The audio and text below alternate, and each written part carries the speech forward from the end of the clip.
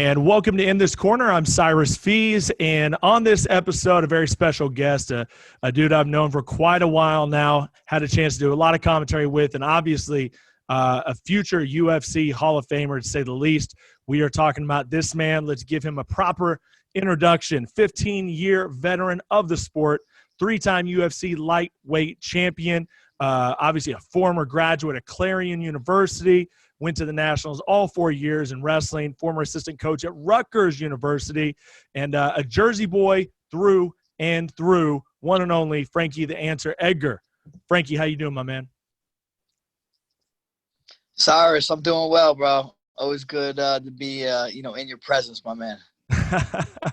Well, it's funny, man. A lot of people probably don't know, how we got linked up, but I was the guy that worked alongside you for your first ever commentary opportunity down in Brazil. And, man, we had a great time, to say the least. Yeah, absolutely. I broke my water or got my feet wet, rather. And, it was a good time. I think even we were in Bahrain a little bit as well. So yeah. We traveled the world a bit.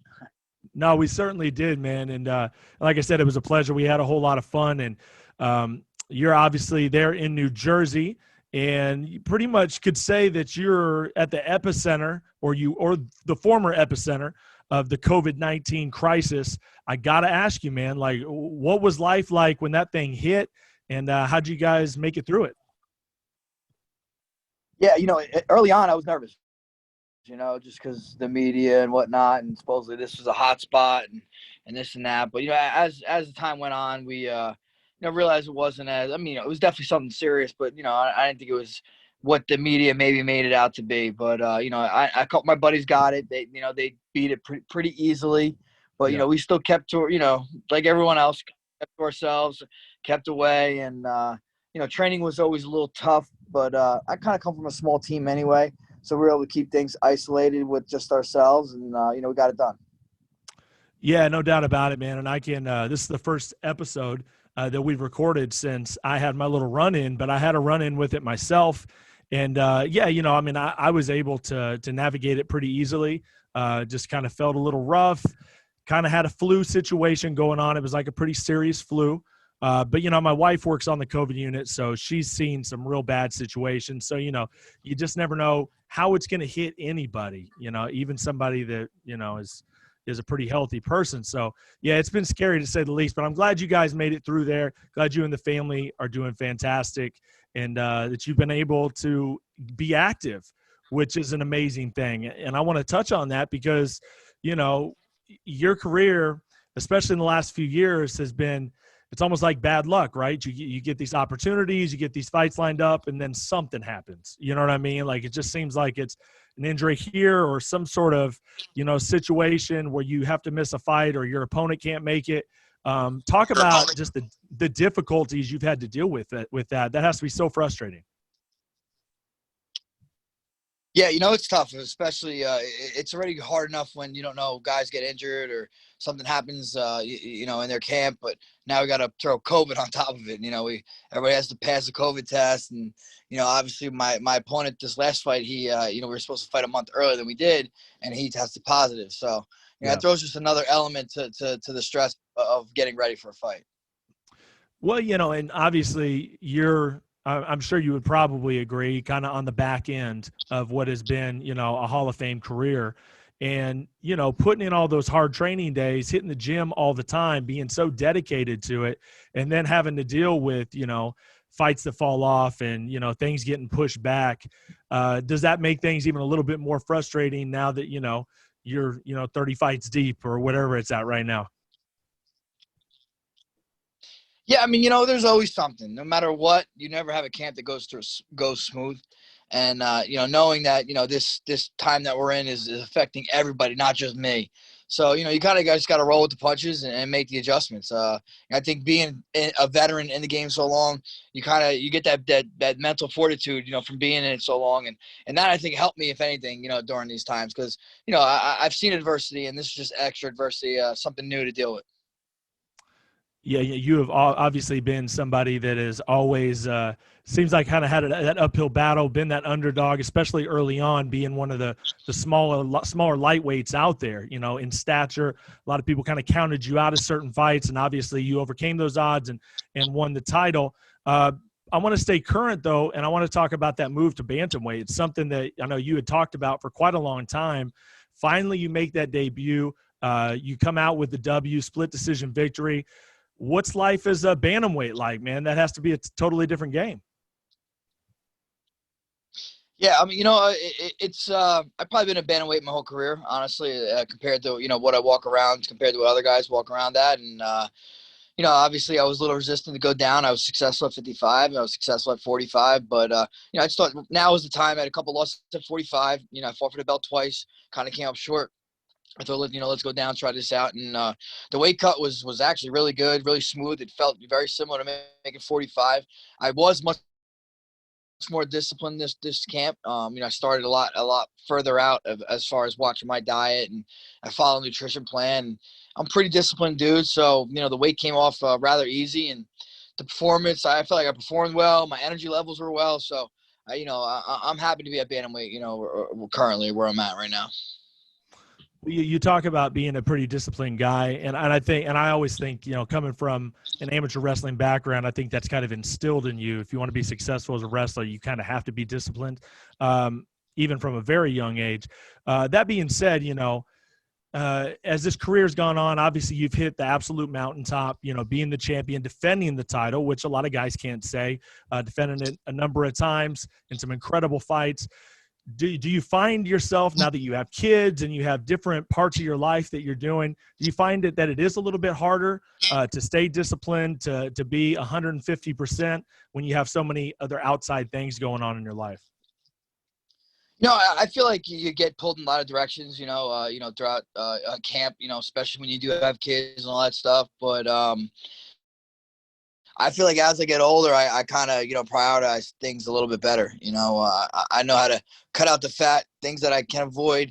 I do that. There's some things that you just can't avoid. And you got, you know, those things used to worry me early in my career. And now I just know they're part of it. And it's just something I have to deal with. So if anything, I think just being older, being more mature and you know, being in this game for so long that even with the added, you know, responsibilities, I feel like I deal with it better. Yeah.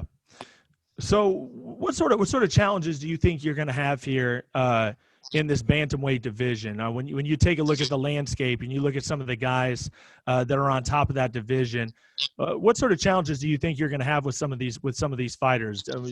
What do you look at when you look at the landscape and you look at your future at 135? Yeah, there's no easy fights at 35. You know, I think especially now is definitely the hottest this division has been in the history, you know, that it's been UFC. And, you know, top 10 guys are legit guys, you know. So any one of them are going to give me, you know, a good fight, tough fight. You know, I've been only fighting the best guys pretty much since I got in the UFC. So it's nothing new to me. You know, they're gonna probably be younger than me as well. You know what I'm saying? Yeah. I don't think I'm gonna fight many people that are older at this point in my career. Doubtful. But Doubtful. you know, yeah, right. But you know, they're fast down there. They're athletic. They're very athletic down there. You know, so I definitely have my hands full. So I got to ask you, man, you know, obviously a guy that was kind of reigning supreme over that division for a long time was Cejudo. And what a character that guy was, man. Like he kind of went from that cool, calm character to like this over the top, you know, over the top dude, man, just larger than life character. Obviously he steps away. Do you see him stepping back in? And is that a fight that like you take a look at that and that's something you want to do? Yeah, I mean, for sure, I think he's gonna come back. You know, I don't know why you'd make that persona of being a kind of a, you know, a cringy like douchebag a little bit, and obviously that's really not who he is. I would say, you know what I'm saying. And you make that persona, and you finally become the champ. You finally make some money, and then you leave. That doesn't make sense to me. Why make this persona that people don't really like, not to make the money that you could capitalize on it when you're the champion, you know? So I do think he's going to come back. I see him trying to coax, you know, Volkanovski into a fight, which, you know, I think that's the smart thing base for him. Three division champ, never been done before. Volkanovski, I think, is probably a better matchup as far as, height wise and all that stuff compared to other 45ers for him. Yeah. But yeah, I would love to. He's called my name a couple times in the past, and we were almost linked up to fight before he fought Dominic. So yeah, he comes back. I would love to be on that list. I got to ask you this question. So there's been guys, and I think Cejudo's one of those guys that everybody kind of feels like he kind of puts on a bit of a front, you know what I mean? Because it didn't seem like that was who he was early on.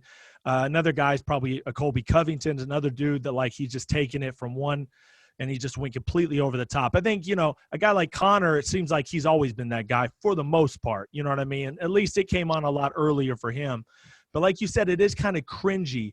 What do you make of that whole thing? Do you feel like does it annoy you as being a guy that's come through the ranks, been through this era, been through a couple of eras now? Does it kind of annoy you to see a guy like that that's kind of obviously it seems to be putting on a front and just creating a character? Does that kind of bother you, or what do you make of stuff like that?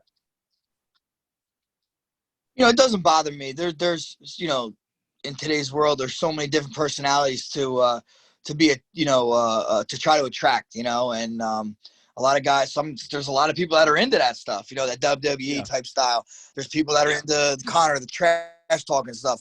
Conor's definitely the best at it because I think it's natural to him. He's definitely a pretty witty guy. He's pretty funny. I think he does, put a little work into it, but it's really natural. And these other guys are obviously forcing characters. And, you hear Colby say, if he didn't make this character, they were going to cut him. So I could see why they're doing this stuff. I think sometimes, I don't think Cejudo really has, but some guys maybe step over the line with some of the disrespect that, I wouldn't be down with. Cejudo's definitely playing a character. You can't take him too seriously, but it don't bother me, whatever floats your boat, whatever you think is your way to do your thing, go ahead. I ain't getting mad at you, but I've always been true to myself, kind of try to be who I am. If I started acting funny now, I think people, pull my car real quick. Well, was there ever a time let's flashback 6-7 years ago, where maybe you had any sort of pressure, anybody telling you, hey man, you need to do more interviews, or hey, you need to call this guy out, or you need to run an insult here or run a tweet there? Did you ever have pressure to do anything like that? Or did you ever feel like, man, maybe I need to do that? Or was it just like your fights always did your talking for you? Yeah, people are always trying to say, especially fans or, some fair weather friends, but, well, you need to talk shit, this and that. I'm like, well, it's just, that's just not my thing, man. I'd rather let my actions do the talking. And, if someone says something to me, I'll say it back for sure. And I think maybe, I don't pat my own self on the back. I'm not that guy. And sometimes that does hurt me, I think. But, my fighting has gotten me to every opportunity that I needed. And, I kind of let that, do my talking. Okay, well, see, I got it. When you said if somebody says something, I'm gonna say it back. Now that just screams Jersey to me, right? I mean, and you're that guy, man, because obviously, we remember watching on the Jersey Shore and stuff, and you did that MTV, True Life and all that, and we know that a lot of the Jersey Shore dudes, those dudes, and they're always rooting for you, always watching your fights. Talk about being that Jersey dude, man, going to the shore and having these guys as your buddies and stuff like that. Talk about that whole culture, because it blew up just 7-8 years ago.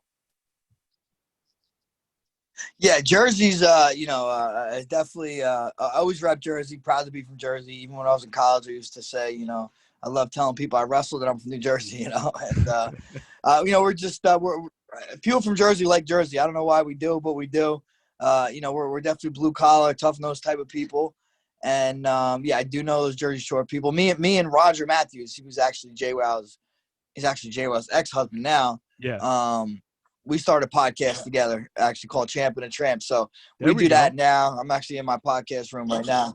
Okay. And Jersey has a little special flavor, a little chip on our shoulder. Now, I'm sure that you've shared plenty of stories on the podcast, but that being said, man, give me a good Jersey Shore story. I know you got a ton of them.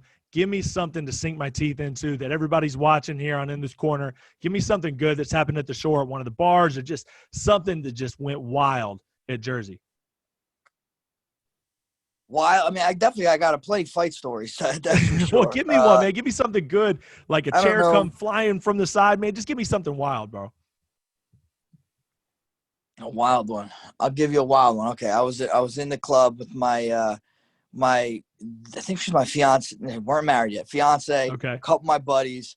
I get into a scuffle with somebody by the bar. We start pushing, shoving. I didn't get to fight the guy. Bouncers are jumping on my back, choking me on the way out of there. I didn't know while this is going on. I'm hand fighting, make sure this guy doesn't choke me the whole time. And I guess my wife jumped on his back. Girlfriend at the time jumped on his back, and she got thrown out too. So I had no idea. I get thrown out. I'm looking for this guy I just got into this altercation with.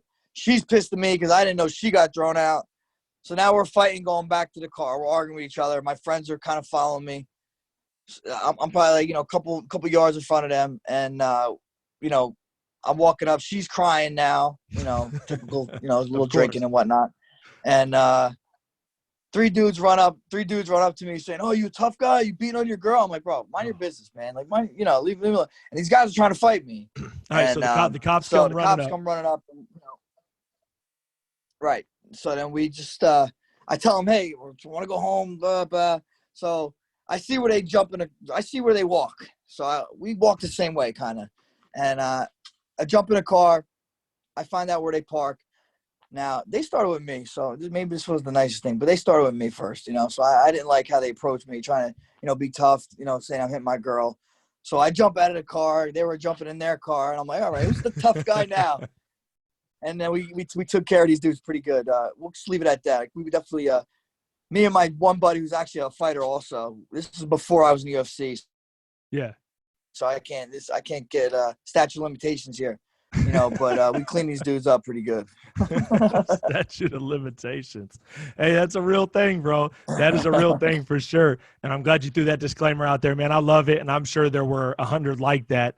I got to ask you, when you were out there still on the shore, I'm guessing you had been in the UFC and then you had still gone out to the shore. Was it a whole different vibe? Like, was it more everybody wanted to be your boy, or was there still always that guy that wanted to mess with you? Oh, you're UFC, da, da, da, da, da. I think we've all heard about a million times, but I'm sure you dealt with that. Yeah, no, for the most part, I know everybody where I'm from, or I roll with a bunch of people, or I go to safe spots where that doesn't happen. But there's always, in Jersey, I always said either you're tough or either you could fight or you think you could fight. It's usually the latter. Most people think they can fight and they probably can't. So they're always a tough guy in Jersey you got to deal with. But, I usually keep to myself and roll with good people. But, when that happened, I have not gotten to a fight outside of the UFC since I've been in the UFC. So we'll keep it that way. Nice. No, I like that, man. I think people know what they're getting into, and they probably avoid that. That being said, man, let's talk a little bit about the career. Obviously, you go to Clarion. Now, I'm pretty sure same college as Kurt Angle, right? Kurt Angle's a Clarion guy too, right? Yeah. Yep. Kurt. Yes. Yep. Huge Absolutely. wrestling Kurt was background. a two-time national champ there. Crazy, Clarion, it's not a school you ever really hear about except for wrestling. Like, it's just always been that wrestling powerhouse. What was the decision like deciding to go to Clarion? I was looking at Clarion, Lock Haven, Bloomsburg, West Virginia. At Clarion, I just hit it off with the coach, the assistant coach and head coach. Assistant coach was Tony Perla at the time. He was just my size. He was a stud wrestler. And, I got a full scholarship there, so it just all worked out. You go to nationals and obviously have a great amateur wrestling career.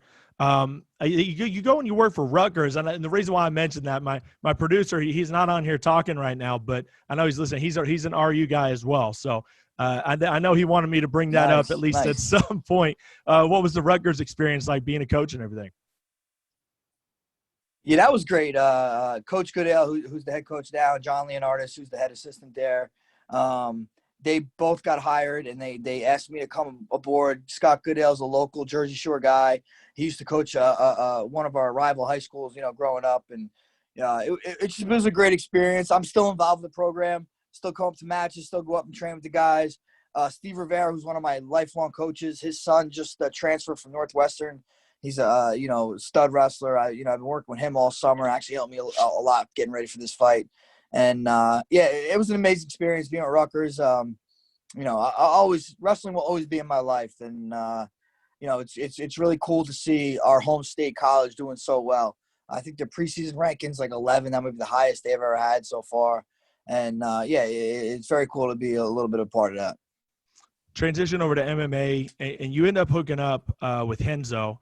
And obviously, man, what a dude this guy is, man. What an incredible coach, what an incredible fighter, what just a figure in MMA and in jiu-jitsu. Talk about, transitioning, working with Renzo, and what sort of difference was it going from where you were at to working under Renzo Gracie?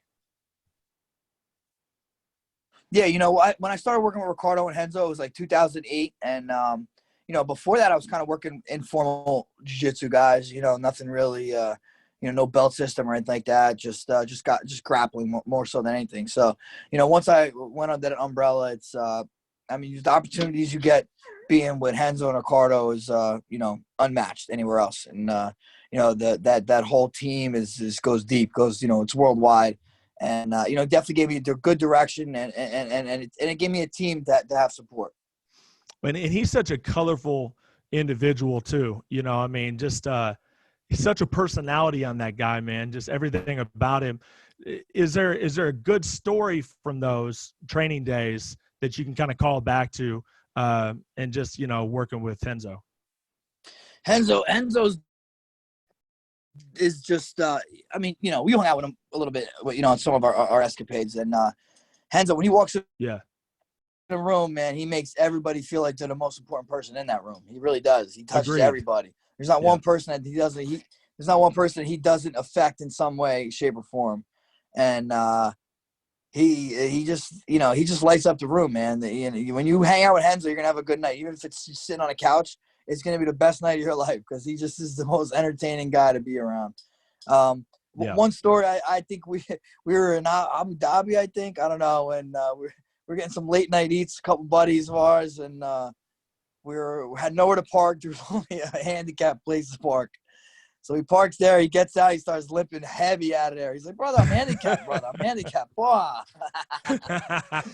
He ended up getting a ticket too, so he paid his fair share for it.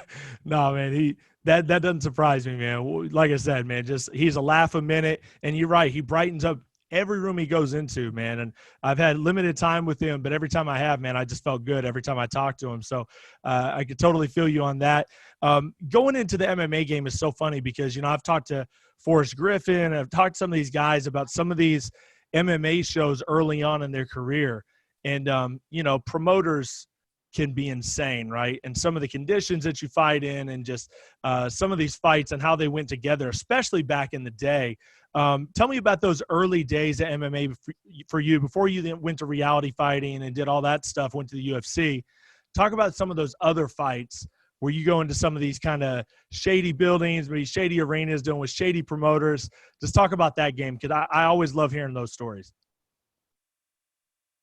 Yeah, well, my first fight ever was an unsanctioned fight in New York, when, fighting wasn't legal in New York. Yeah. I fought, I think, like 3-4 weeks after I started training, to be honest. And it was up in the Bronx, some boxing gym in the Bronx. And I drive up there, and there is no weigh-in. There was no ambulance, no medical people. Yeah. I somehow ended up being the main event that night, and we were doing just one 15-minute round. Wow. And there was no rules whatsoever. So I go out there, I fight a guy who is still involved in MMA now. This kid, Eric Uresk, he's a coach at Alliance, but okay. He was like, highly touted at the time. I didn't have any amateur fights or anything. I just come from a wrestling background. And I think he was supposed to beat me, but I ended up, I think he hit me with a couple good knees to my face early on in a tie clinch. I shuck him off, threw some punches, got a takedown. We scrambled a little bit, but I ended up headbutting him one time, and then I finished him with ground and pound. So but I did break my face with those first knees. That was the first time I broke my face. So I didn't know it. I didn't know it till I went out to dinner with my family afterwards. My face looked like I didn't get in a fight at all. I went to the bathroom to go blow my nose, I had a bloody nose, and my whole face just blew up with air. And I was like, back then I didn't know what the hell was going on. I'm like, dude, what the fuck did I just do? So, we went to the hospital, and they said, "You broke your face, kid." Wow, man, what a welcome to the sport, man, to say the least, bro. That's insane. Well, we could talk all day about your fights, man, and these are questions that I know you've heard a million times, but obviously in that lightweight, featherweight, just in those divisions, so many good guys came up when you were starting to come up. Just so many great stars. Was there anybody you didn't cross paths with that you really wanted to, that's maybe now not in the sport anymore, and you're not going to get that opportunity? Because I know you fought a lot of them, and you really made your way all through that division. But is there anybody that you really wanted to get tangled up with and you never got a chance? Not really. I mean, there's some guys that are still lingering around now that maybe we get matched up, but nobody that's gone that I didn't get a chance with. I pretty much fought all the big names. If they were somebody, I fought them, at least in the weight classes I've been in. But there are definitely some out there now that maybe people have been talking about for a while. And obviously, we've talked about this before about doing a Connor fight and how that just never really came together, and the way he's kind of in and out of the sport, I'd say that'd be pretty tough to do. Is there anybody out there like in this bantamweight division that you look out there and you're like, I want this fight? Are you selective about it like that, or is it just how you've always really been and you've just kind of taken the fights in front of you? It seems like you've always been that guy that's just going to go fight. Yeah, the only person I ever call out is a champion. That's because I just want the title. It's not because the person wears it. It's just because the title is what I want. But yeah. I know where I'm at in my career, and there's some big fights that could definitely happen. I know a lot of people been talking about Dominic Cruz. He's been a super dominant champion. I think I was the 55-pound champion when he was the 35-pound champion. Yeah. So, yeah, that's definitely has some good good storyline and whatnot. He's a legend. A lot of people have been asking me about that fight, so that's a possibility. He's ranked high, and you fight a guy like Dominic Cruz. I mean that's a notch on your belt. Yeah, no doubt about it, man. That would be a fun fight, to say the least. Well, I'll tell you, Frankie, I mean, it's so awesome to talk to you about this stuff, and I love catching up with you, and I love that everybody's doing good in your family and that you've handled this COVID situation, man, so well. What's up next, man? Do you got anything locked down yet, or what's it going to be next for you? No, nothing lined up quite yet. I think I'd like to fight in December. So, I want to get one more before 2020 is over, and hopefully 2021 is a lot better than 2020, my man. I do now, and a question just kind of popped back into my head, and I just try to be as real as possible. Because I went blank for a second, and I knew I had something. I got to ask you this, man. You're one of those guys that, like, obviously we remember the fights with Gray Maynard, and I was going to say, I feel like you two are just linked in history because of those fights, man. They were so intense. But you never really got knocked out. You never got TKO'd like for the longest. I mean, I don't know how long that streak was, or how long that period was. What, 10, 11 years probably. When that happened, is it something where you was it kind of a thing you had to deal with inside personally, or was it just, okay, that's the fight game, it's going to happen eventually? Or was it kind of like, damn, it finally happened? Walk me through that. What's going on in your head when that actually happened? You're like, oh damn, I got stopped. Walk me through that. Yeah, it's tough, man. It's definitely a shot to your pride and ego. I definitely took pride in the fact that I've never been stopped, and I mean, I still take pride in the fact I've never been knocked out cold. Every time, the past two times I have been stopped, I mean, they were justifiable. I'm not saying that at all, but I never went all the way out. I felt like I still had some fight in me. Were they warranted? Absolutely. But yeah, it's losing sucks. Period. Of course. Yeah. You add that on top of it, it kind of stings a little more. But like, you're right. It is part of this fight. You do this long enough, you fight the guys, the best guys. It's gonna happen, man. And I mean, just gotta make sure it don't happen often. Well, you said that you're always the only person you're ever going to call out usually is the champion, which I like that. That being said, is that when you'll know, okay, I'm going to step away, when you feel like you can't beat the champion? Like when you get in your head, like, all right, I'm not at that level. What is it, do you think? And I know you've thought about this now. I mean, you're a good businessman. You got a lot of stuff going on. But what do you feel like that one thing could be that will make you step away from this business, that'll make you step away from the sport? I always say I have three things that I got to check off if I want to, number one, do I want to do this? Do I wake up in the morning and say I like doing what I'm doing? Yeah. Is my body going to keep up with what, demand? Is my body, the injuries are good, my head's good, all that stuff. And am I competitive? Can I compete with the best guys? Yeah. If I check those three things off, I'll do this until I die. Obviously we know time is undefeated, so that won't be, realistic, but hey, who knows how long we could do it as long as we get those three things are checked off every time. No doubt, man. Well, like I said, it's been an honor. Thank you so much, Frankie, for taking the time, my man. And stay safe, stay healthy out there. And I can't wait to see you back in that octagon. Hopefully we'll get on a headset and get together, man. We need to make that happen. Let's get back on a headset and run some commentary again. Yeah, absolutely. I missed that, my man. So good talking, Cyrus. Always a pleasure. I hope to get up soon, man. Definitely behind a table or a bar or something. We'll meet at the Jersey Shore, bro. We'll have fun. All right, my man. Thank you so much, Frankie. We'll talk to you soon, bro. So there it is, man. Frankie the Answer Edgar. What a pleasure. What an awesome interview. We got more to come. Don't go anywhere in this corner. Coming back at you.